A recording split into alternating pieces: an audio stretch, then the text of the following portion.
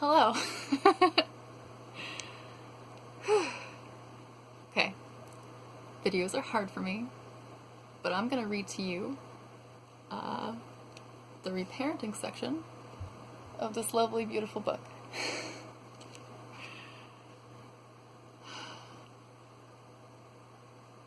I'm also gonna get distracted by a text message. Off to a good start. Reparenting. Reparenting is a key aspect of relational healing.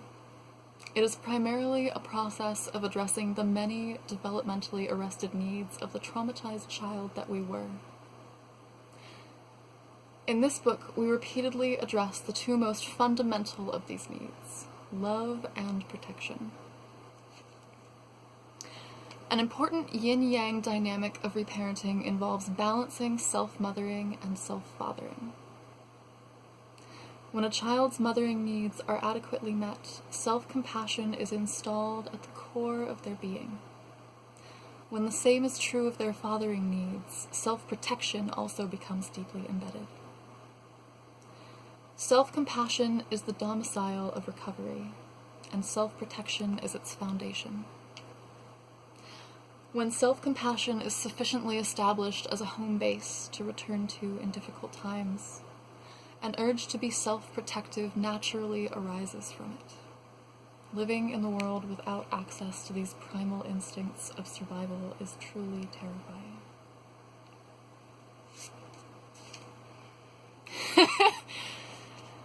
Yay! Okay, I'm doing it. Doing this for you, Lesley. We advance our recovery process immeasurably when we commit to remothering and refathering ourselves. I encourage you now to commit to becoming an unshakable source of compassion and protection for yourself. Self-mothering grows self-compassion.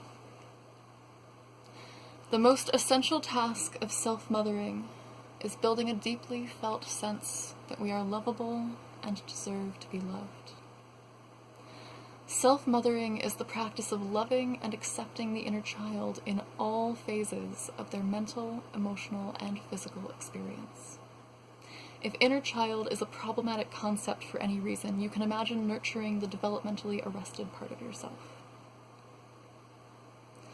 Self-mothering is based on the precept that unconditional love is every child's birthright. Recovering from the loss of unconditional love is problematic.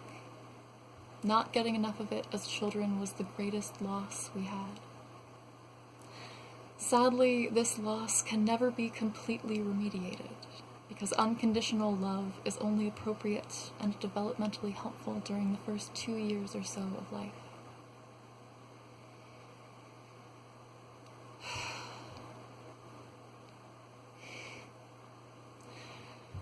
After this time, the toddler has to begin to learn that human love comes with some conditions. Although love still needs to be copious at this time, the child must be gently shown, that behaviors also greatly shown, that's true. The child must be gently shown that behaviors like hitting, biting, and breaking things are not acceptable. The period of conditional love has begun, and is successfully guided via a gradual increase in learning about necessary and healthy limits and rules. The toddler who receives good enough parenting learns relatively easily to survive the very gradually diminishing supply of unconditional love. That's a long sentence, and I'm gonna read it to you again. The toddler who receives good enough parenting learns relatively easily to survive the very gradually diminishing supply of unconditional love.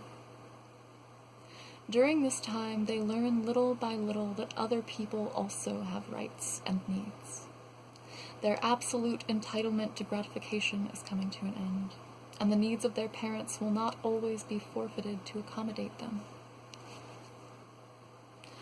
Once again, psychological health is based on having about 2 years of this no questions asked entitlement to unconditional love. It is the normal, healthy narcissism. Serious problems accrue, however, when the toddler does not begin to learn there are limits to their original entitlement. If there are no limits for too long, then the journey toward adult narcissism begins. On the other hand, if there are too many limits too soon, the matrix of trauma begins to form. Enlightened parents introduce limits slowly but surely. They do it at such a rate that by the time the child reaches adolescence, they can balance satisfying their needs with helping their intimates to satisfy theirs. They learn to be sharing and reciprocal, a developmental task that is essential to keeping intimacy alive in their life. CPTSD is a syndrome of the dearth of unconditional love, or what the great therapist Carl Rogers called unconditional positive regard. CPTSD can also occur when unconditional love is shut off in an all-or-nothing way in early childhood. Some parents can shower love on babies, but as soon as the child begins toddling around and expressing a will of their own, they become severely punishing and rejecting. The limits of unconditional love. The terrible absence of love, or its abrupt, premature termination, is extremely painful, and its loss is very difficult to address. We cannot help desperately wanting the unconditional love we were so unfairly deprived of, but we cannot, as adults, expect others to supply our unmet early entitlement needs.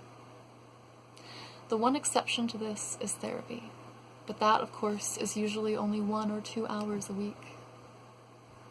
Miraculously, I have seen the unconditional positive regard of the therapist be enough on numerous occasions to significantly repair the damage of not being parentally loved. And when it is enough, the therapist's consistent caring facilitates the awakening of the developmentally arrested need to hold yourself with enough unconditional love.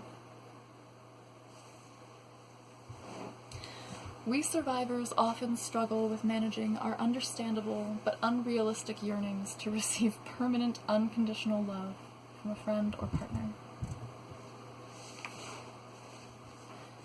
Like the toddler, we eventually have to accept the limits of adult love.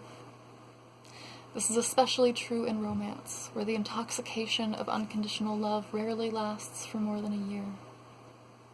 Around this time, partners inevitably begin to feel some frustration with each other because of differences in their individual needs. Nonetheless, romantic love can be a significant source of therapeutic, unconditional-like love, especially when it survives the inevitability of some disappointment.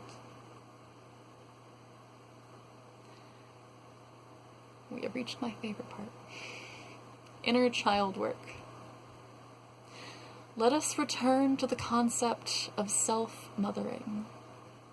As mother to ourselves, we commit to increasing our self-compassion and unconditional positive regard. Self-mothering is a resolute refusal to indulge in self-hatred and self-abandonment. It proceeds from the realization that self-punishment is counterproductive. It is enhanced by the understanding that patience and self-encouragement are more effective than self-judgment and self-rejection in achieving recovery. You can enhance your self-mothering skills by imaginatively creating a safe place in your heart where your inner child and your present-time self are always welcome. Consistent tenderness towards yourself welcomes the child into the adult body you now inhabit and shows them that it is now a nurturing place, protected by a warm and powerful adult.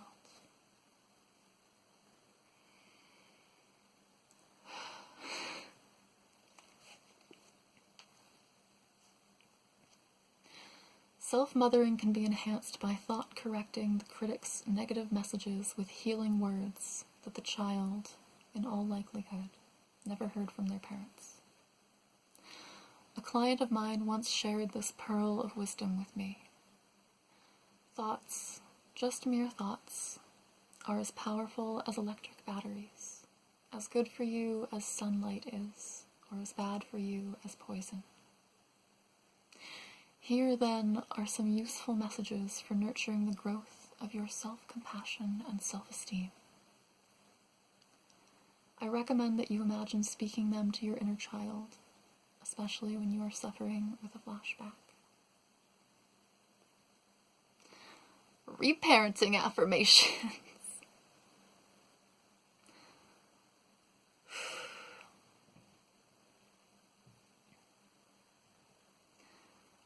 I am so glad you were born. You are a good person. I love who you are, and am doing my best to always be on your side. You can come to me whenever you're feeling hurt or bad. You do not have to be perfect to get my love and protection.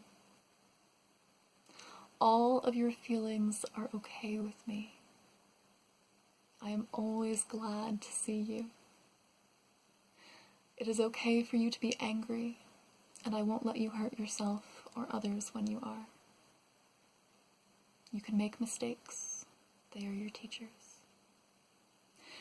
You can know what you need and ask for help. You can have your own preferences and tastes. You are a delight to my eyes. You can choose your own values. You can pick your own friends, and you don't have to like everyone. You can sometimes feel confused and ambivalent and not know all the answers. I am very proud of you.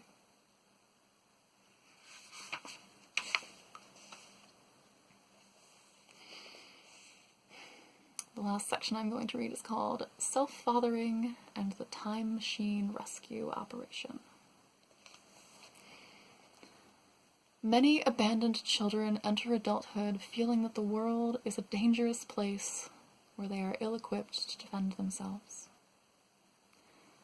While self-mothering focuses primarily on healing the wounds of neglect, self-fathering heals the wounds of being helpless to protect yourself from parental abuse, and by extension from other abusive authority figures.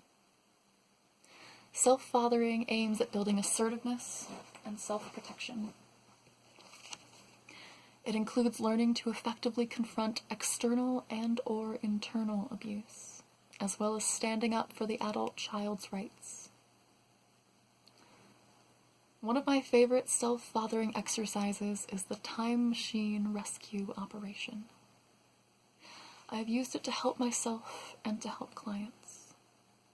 With clients, I use it to model a process for fighting off the overwhelming sense of helplessness that often accompanies emotional flashbacks.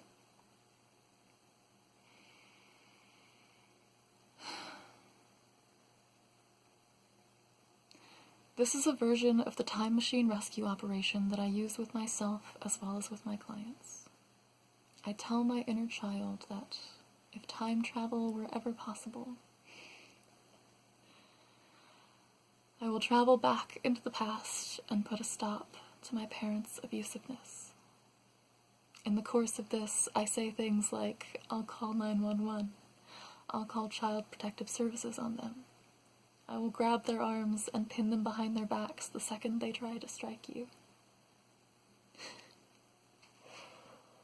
Oh, I didn't think I was gonna cry.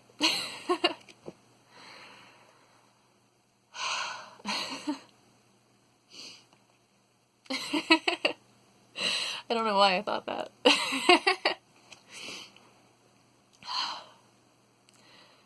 I will muffle them with a gag so they can't scream at you or even mumble their criticisms. I'll put bags over their heads so they can't frown or glare at you. I'll send them to bed without dessert. I'll do anything you want me to do to protect you.